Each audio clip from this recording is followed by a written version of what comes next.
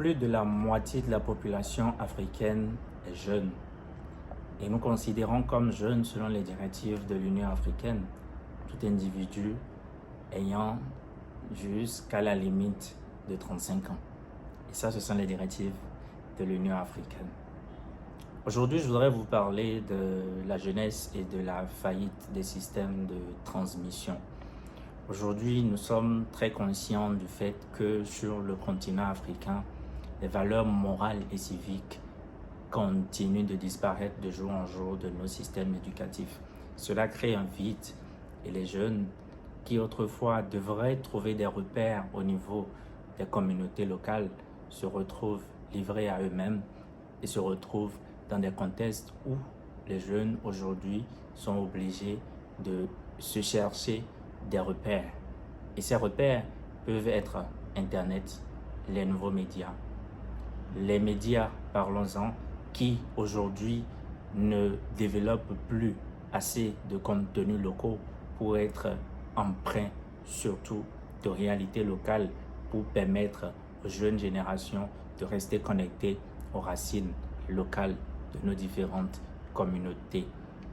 Par le biais de l'exode rural, les jeunes des villages quittent et se retrouvent plus concentrés dans les villes et ceux des villes, par le rêve de l'ailleurs occidental, quittent et se retrouvent en Europe ou dans d'autres pays, sur d'autres cieux, dans d'autres continents. Aujourd'hui, la question est de savoir si l'éducation des jeunes africains peut être réussie si l'État, si les communautés ne prennent pas leurs responsabilités. Si nous voulons préparer des citoyens, de bons citoyens, j'insiste, de bons citoyens pour mieux diriger, pour mieux gérer les questions sociales, politiques, administratives dans le futur, il faut pouvoir mieux former les jeunes d'aujourd'hui.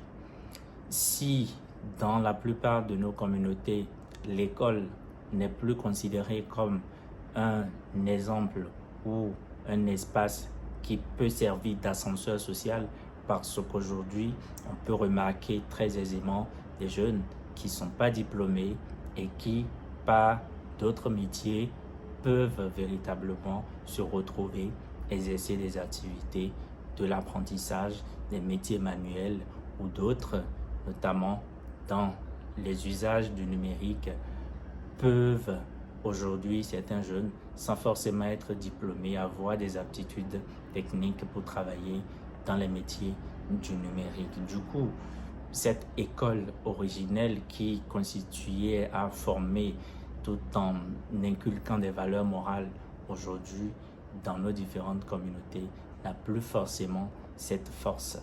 Le passage de pouvoir, le passage et la transmission intergénérationnelle des aînés vers les plus jeunes est de plus en plus défaillant aujourd'hui dans nos sociétés africaines. Pourquoi? Parce que la sagesse des vieux n'est plus un modèle pour les plus jeunes, ou parce qu'il y a un pont qu'il faut construire entre les deux générations, je veux dire l'ancienne et la nouvelle, qui aspire à prendre des places dans la société pour mieux contribuer au développement. C'est bien sûr à l'ancienne corde qu'il faut attacher la nouvelle pour contribuer, pour continuer de construire nos différents pays. Comment on le fait si effectivement ce pont n'est pas créé entre les aînés et les plus jeunes? Et j'en parle dans les défis de notre génération, appel à la jeunesse pour l'action.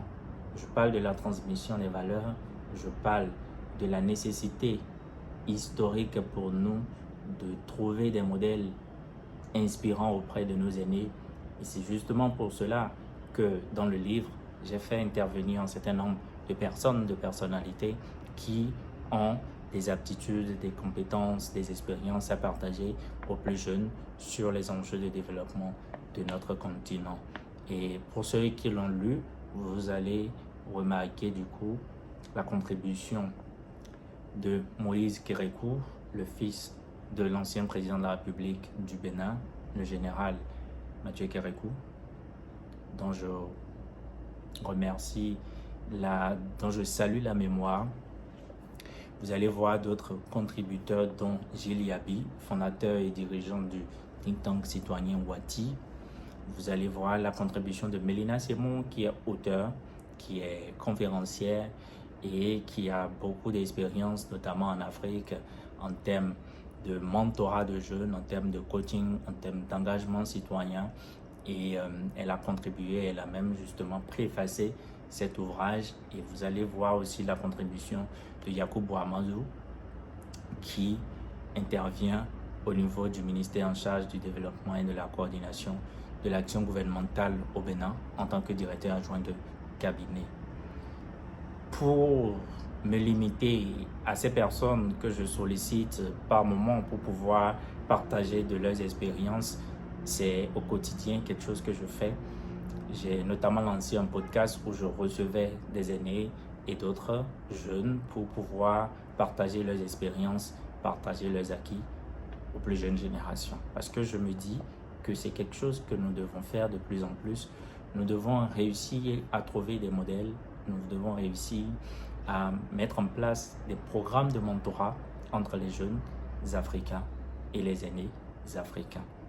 Bien sûr que tout cela va se faire dans un contexte maîtrisé où chacun ne se ferme pas chez soi, mais chacun peut aller vers l'autre pour apprendre des échecs, mais aussi des réussites. C'est cet appel que je vous fais et je vous demande au quotidien de vous inspirer des modèles, mais surtout des bons modèles, parce que de mauvais modèles, nous en avons aussi dans nos différentes communautés.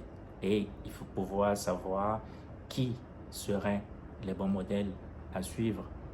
Et pour que la chaîne de transmission ne se casse point, il faut que nos jeunes, déjà même à nos différents niveaux actuels, on puisse déjà commencer par donner la main à des jeunes qui sont à des niveaux plus bas, parce que ce n'est que de cette succession de chaînes que dans la solidarité collective, nous allons réussir nos différents enjeux de développement.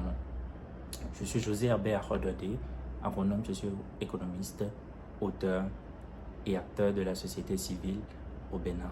Je m'interviens au quotidien sur des enjeux spécifiques, sur des questions de développement, au-delà du secteur agricole dans lequel j'exerce mon engagement professionnel, on va dire, au-delà de la sphère entrepreneuriale dans laquelle j'interviens aussi au Bénin, notamment sur les questions liées au financement et aux subventions pour les entreprises.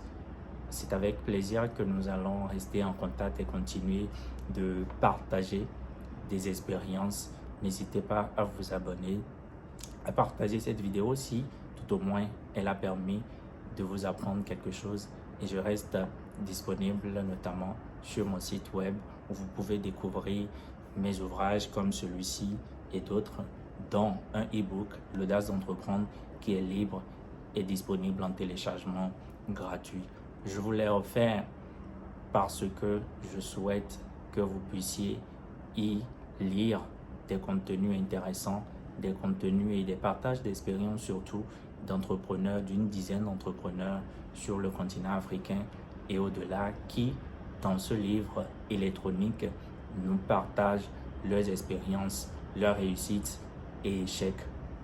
Lisez et dites-moi en commentaire ce que vous en pensez. josearododé.com, sur le site, vous allez trouver l'espace e-book et télécharger librement votre ouvrage L'audace d'entreprendre.